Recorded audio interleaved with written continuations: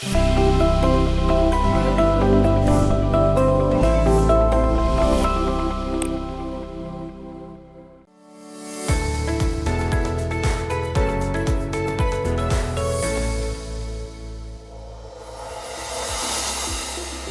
everyone, welcome to another episode of To The Point. Today's topic of discussion is G7 Foreign Ministers Meeting.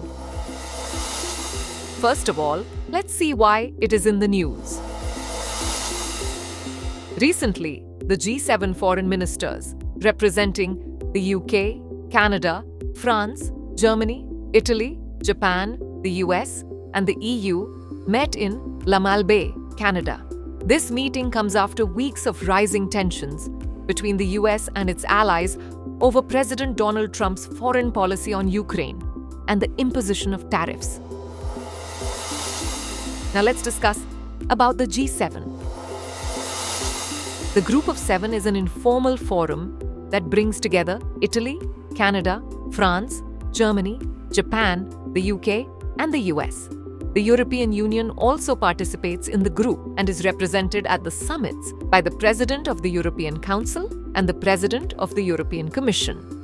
The group was established as a platform for economic and financial cooperation in response to the 1973 energy crisis. The first summit of heads of state and government was held in 1975 in Rambouillet, France.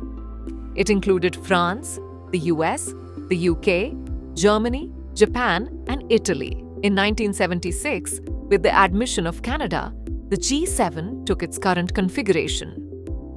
Since 1977, representatives of the European Economic Community, now the European Union, also participate in the work of the group. The EU does not hold the rotating presidency of the G7. The G7 expanded into the G8 between 1997 and 2013. With the inclusion of Russia. However, Russia's participation was suspended in 2014 following the illegal annexation of Crimea. Now let's talk about the 2025 Canadian Presidency. The 2025 G7 Leaders Summit will take place in Kananaskis, Alberta, from the 15th of June to the 17th of June 2025. The summit will focus on addressing global challenges, including international peace, security, economic stability, growth, and the digital transition, emphasizing the need for collaborative efforts to find common solutions. Now, lastly, moving on to G7 foreign ministers meeting key discussion points.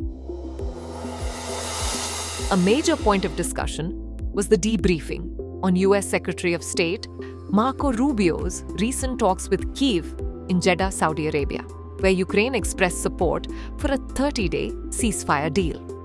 G7 diplomats noted that a positive outcome from these discussions could help ease Ukraine-related tensions among the US and its European partners.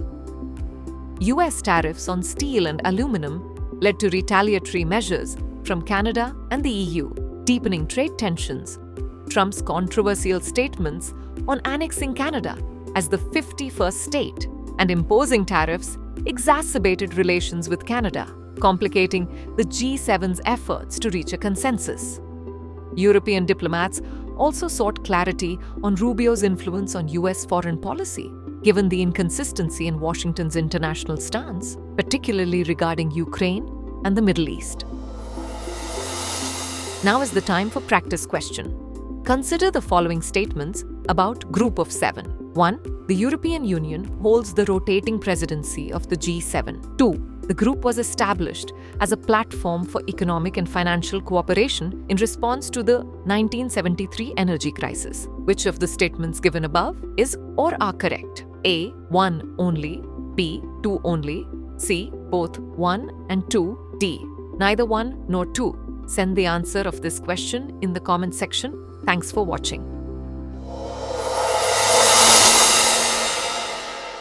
For more informative content, like, share, and subscribe. And do not forget to press the bell icon to get the notifications.